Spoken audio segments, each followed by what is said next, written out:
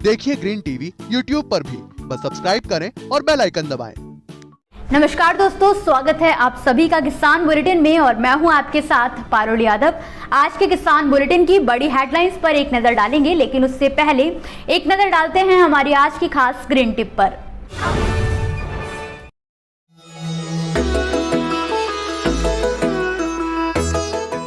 जब बीज उपचार की बात आती है तो दोनों ही बातें हैं कि इसको आपको फफूंदनाशक दवाई से उपचारित करना है और साथ ही साथ में जीवाणु खाद, क्योंकि जीवाणु खाद जो है हमारे दोस्त हैं।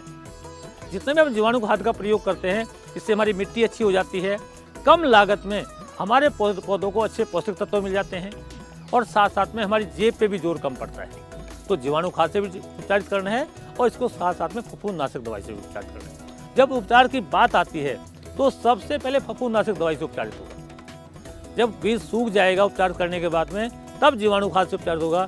और जीवाणु खाद से उपचार करने का सही तरीका ये है कि आप लगभग आधा से 1 लीटर पानी लें, उसमें 50 से 100 ग्राम गुड़, इस पानी को उबाल लें गुड़ के साथ में। जब पानी खूब उबल जाए इसको ठंडा कर लें। ठंडा होने के बाद में 1 पैकेट PSB, इनके फास्फोस्फोराइजिंग बैक्टीरिया, दूसरा पैकेट एजोटोबैक्टर, इन दोनों जीवाणु खादों को अच्छी तरह से इस पानी में मिला लें।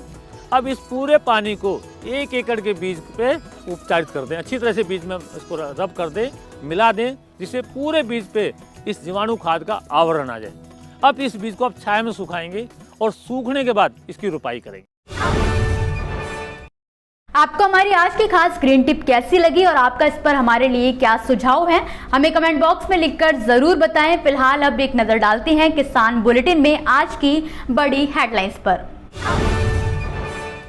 किसानों की सुविधा के लिए केंद्र की बड़ी पहल, फसल पूर्वानुमान के लिए पोर्टल बना रहा है कृषि मंत्रालय। PAU ने तैयार की गेहूं की खास किस्म, 24 घंटे बाद भी नर्म रहेगी इसके आटे से बनी रोटियां। झारखंड सरकार ने माफ किया किसानों का कर्ज, 4 लाख किसानों को मिला ऋण माफी का लाभ। इन दिनों तेजी से बदलते मौसम के हाल से तो हर कोई वाकिफ है। कब तेज धूप में भी बारिश की बौछारें साथ चली आए, किसी को भी इसका पता नहीं रहता है। ऐसे में कृषि एवं किसान कल्याण मंत्रालय द्वारा फसल पूर्वानुमान के लिए पोर्टल विकसित करने की योजना पर काम किया जा रहा है।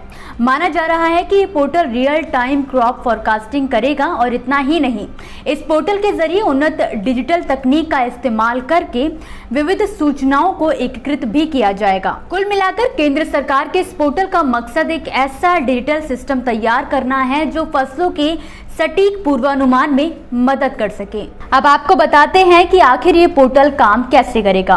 तो इस पोर्टल के तहत विभिन्न तरह के आंकड़ों को पहले एक जगह पर इकट्ठा किया जाएगा, फिर विभिन्न विभागों और संस्थानों की पद्धतियों को एडवांस्ड डिजिटल टेक्नोलॉजी के जरिए मिलाया जाएगा और इन सब को मिलाकर तैयार किया जाएगा एक एकीकृत पोर्टल, जिसके जरिए 1 महीने के लिए फसल पूर्वानुमान जारी किया जाएगा, जो कि पोर्टल के माध्यम से इकट्ठा किए गए आंकड़ों पर आधारित होगा। कृषि विभाग के एक अधिकारी की माने तो जब रियल टाइम क्रॉप फोरकास्टिंग संभव होगा तो ये पूर्वानुमान की प्रक्रिया का आंकलन लगभग ऑटोमेटिक हो जाएगा। आपको बता दें कि कृषि मंत्रालय ने इस पोर्टल को विकसित करने के लिए एक टास्क फोर्स भी गठित की है। वैसे तो इस समय किसानों के खेतों में गेहूं की कटाई का काम भी लगभग पूरा होने को आया है, मगर ये खबर गेहूं की खेती करने वाले किसानों के लिए काफी खास है।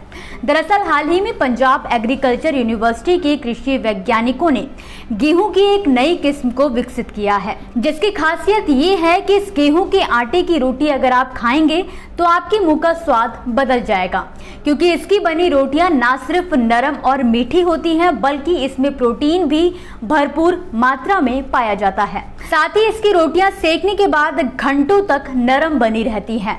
इसके नाम की अगर बात करें तो इसको नाम दिया गया है PBW1 चपाती। PAU के प्लांट ब्रीडिंग एंड जेनेटिक विभाग ने इस नई किस्म को तैयार किया है।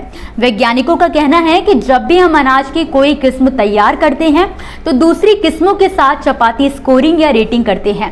चपाती स्कोरिंग से ये पता चलता है कि नई किस्म पुरानी किस्म के मुकाबले कितनी बेहतर है और इसकी स्कोरिंग भी अन्य किस्मों के मुकाबले कितनी बेहतर है। बता दें कि इस किस्म को गेहूं की 3 पुरानी किस्मों में सुधार करके विकसित किया गया है, जिसमें कई तरह के के गुण मौजूद हैं। जैसे इसमें मिठास 48.8% पाई गई है, जबकि गेहूं की देसी किस्म C306 में मिठास 43.1% और HD 3086 में 35.7% है। बता दें कि इस किस्म को पंजाब के अच्छे सिंचित क्षेत्रों में बुआई के लिए जारी कर दिया गया है। झारखंड की हेमंत सोरेन सरकार ने हाल ही में किसानों को एक बड़ी राहत दी है।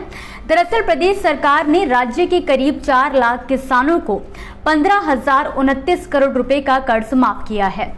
राज्य सरकार के प्रवक्ता ने दावा किया है कि सरकार प्रतिदिन 906 किसानों को झारखंड सरकार की कृषि ऋण माफी योजना का लाभ दे रही है और हर दिन करीब 3 करोड़ 34 लाख रुपए का कर्ज माफ किया जा रहा है।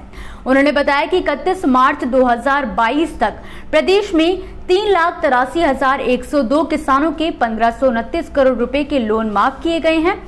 जानकारी के लिए आपको बता दें कि वित्त वर्ष 2020 से 21 में 1,22,238 किसानों को इस योजना का लाभ दिया गया था। इस दौरान इन किसानों का कुल 494.96 करोड़ रुपए का कर्ज माफ किया गया था। जानकारी के लिए आपको बता दें कि वित्त वर्ष 2020 से 21 में 1,22,238 किसानों को इस योजना का लाभ दिया गया था। इस दौरान इन किसानों का कुल 494.96 करोड़ रुपए का कर्ज माफ किया गया था। वहीं 2021 से 22 में 2,60,864 किसान योजना से लाभान्वित हुए हैं। खास बात यह है कि झारखंड सरकार की तरफ से कर्ज माफी के आंकड़े तब जारी किए गए हैं जब नाबार्ड की एक रिपोर्ट में दावा किया गया है कि कर्ज माफी से किसानों को कोई लाभ नहीं हो रहा है, बल्कि वो और ज्यादा कर्जदार बनते जा रहे हैं। हालांकि झारखंड सरकार द्वारा कर्ज माफी के अलावा भी प्रदेश के किसानों की समस्याओं और मदद करने के लिए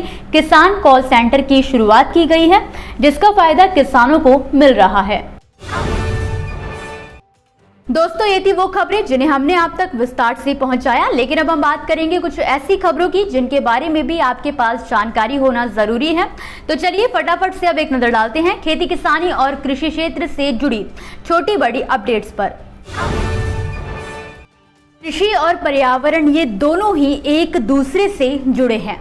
जहां कृषि सुधार की बातें तो हम रोज करते हैं, तो वहीं आज हम आपको बताएंगे पर्यावरण सुधार के लिए चलाए जा रहे एक विश्व स्तरीय अभियान के बारे में।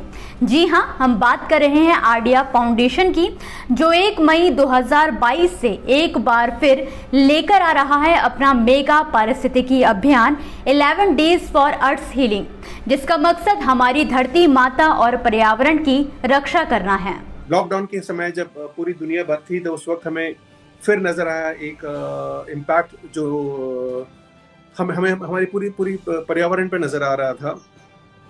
जैसे ही लॉकडाउन लगा, हमने देखा कि सिर्फ हफ्ते या 10 दिन के अंदर हमारा आसमान एकदम खुला हो गया, हमारी नदियां एकदम साफ हो गई, हमारे आसपास चिड़िया और बहुत सारे छोटे छोटे जानवर जो कई सालों से हमें दिखना बंद हो गए थे, वो सब नजर आना लगे। तो कहीं ना कहीं इस लॉकडाउन का एक बहुत ही पॉजिटिव इम्पैक्ट भी था। हालांकि हम सबने एक बहुत ही ख़राब टाइम भी झेला है कोरोना महामारी के वक्त, पर उसके बावजूद भी कहीं ना कहीं इसका जो पॉजिटिव इम्पैक्ट था, हमें सोचने लगी कि उस पॉजिटिव इम्पैक्ट को कैसे हम हमेशा के लिए बरकरार रख सकें। बिकॉज ये कुदरत, ये हमारे मनुष्यों द्वारा पॉसिबल ही नहीं था कि हम इस तरीके का क्लीन अप कर सके कि जैसे गंगा जिस तरह से क्लीन हो गई थी 1 महीने के लॉकडाउन के बाद, तो मतलब पूछिए मत क्या हाल हो गया था। तो क्या हमारे लिए, हमारे इंसानों के जरिए तो ये उम्मीद ही नहीं थी कि हम इसको कुछ कर पाए। और यहीं से एक और थॉट रियलाइज आइडिया हुआ कि क्या हम वॉलंटरीली, स्वेच्छा से 11 दिनों के लिए पृथ्वी को फिर से बंद कर सके हर साल। अगर हम ये कर लेते हैं, सो ये जो हमने पिछले 50-100 साल में जो पृथ्वी की दुर्गति की है, उस दुर्गति को सुधारा जा सकता है। भारतीय स्टेट बैंक यानी SBI को गुजरात हाईकोर्ट ने कड़ी फटकार लगाई है। दरअसल बैंक ने एक किसान पर मात्र 31 पैसे बाकी होने पर नो ड्यूज प्रमाण पत्र जारी नहीं किया, जिससे परेशान किसान को मजबूरन हाईकोर्ट का दरवाजा खटखटाना पड़ा, जहां हाईकोर्ट ने फटकार लगाते हुए कहा कि इतनी कम राशि बकाया होने पर प्रमाण पत्र जारी नहीं करना उत्पीड़न के अलावा और कुछ नहीं है। हिमाचल प्रदेश में चुनावी साल में महंगाई की दोहरी मार झेल रहे किसानों के लिए राहत की खबर है। पिछले साल के मुकाबले इस बार कृषि विक्रय केंद्रों में मक्की का बीज 15 रुपए तक सस्ता मिलेगा। जी हां, ये 40% सब्सिडी के साथ किसानों को 50 रुपए प्रति किलोग्राम पर दिया जाएगा, जबकि पिछले साल सब्सिडी के साथ इसकी कीमत 65 रुपए प्रति किलो थी। गर्मी के प्रकोप को देखते हुए महाराष्ट्र के मालेगांव के किसान सुरेश निकाम ने अपने 1 एकड़ में लगाए 300 से ज्यादा अनार के पौधों को बचाने के लिए गजब का जुगाड़ लगाया है। दरअसल उन्होंने साड़ियों के सहारे अपने बाग के सभी पेड़ों को ढक दिया है ताकि उन पर सीधी धूप ना पड़े। बता दें कि किसान के इस जुगाड़ की अब हर ओर तारीफ हो रही है। मध्य प्रदेश सरकार किसानों का ध्यान बागवानी की ओर आकर्षित करने में लगी हुई है। इसी कड़ी में अब सरकार द्वारा एक नया कदम उठाया जा रहा है, जिसके तहत प्रदेश में बागवानी को बढ़ावा देने के लिए मध्य प्रदेश का बागवानी मंत्रालय किसानों और आमजन को माली ट्रेनिंग देगा। इसी के साथ आज के किसान बुलेटिन की बड़ी खबरों में फिलहाल के लिए बस इतना ही। आप मुझे दीजिए इजाजत और देखते रहिए ग्रीन टीवी। नमस्कार। देखिए ग्रीन टीवी यूट्यूब पर भी, बस सब्सक्राइब करें और बेल आइकन दबाएं।